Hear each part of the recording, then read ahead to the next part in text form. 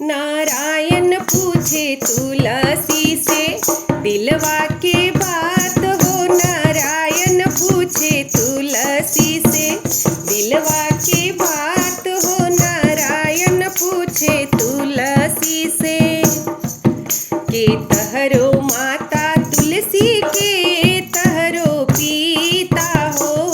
के तहरो माता तुलसी के तहरो पिता हो।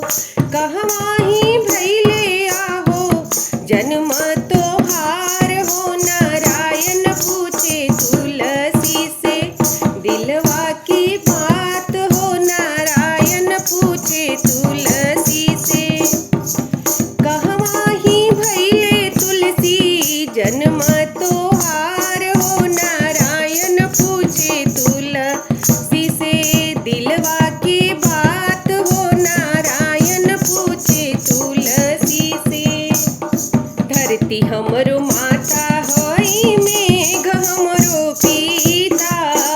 धरती हमरो माता होई मेघ हमरो पिता।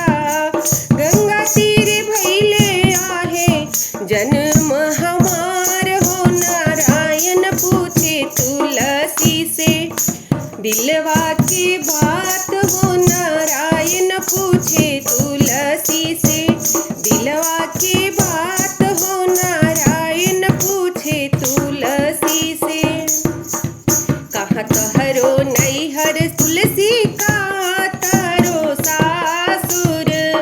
कहाँ तहरो नैहर तुलसी कहाँ तहरो सासुर।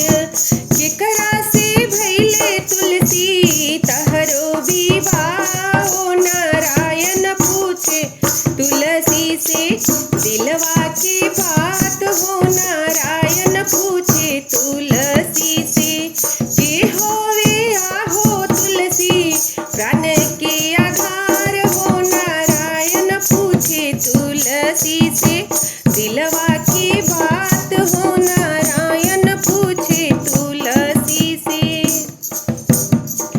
गकुला हमरो नैहर हउए मथुरा हमरो सासुर। गकुला हमरो नैहर हउए मथुरा हमरो सासुर। कुंवर कन्हैया हमरो कुंवर कन्हैया हमरो प्राण के आधार हो। नारायण पूछे तुलसी से कुंवर कन्हैया से भैले बियाह हो। नारायण पूछे तुलसी से दिलवा के बात हो। नारायण पूछे तुलसी से दिलवा के बात हो। नारायण पूछे तुलसी से।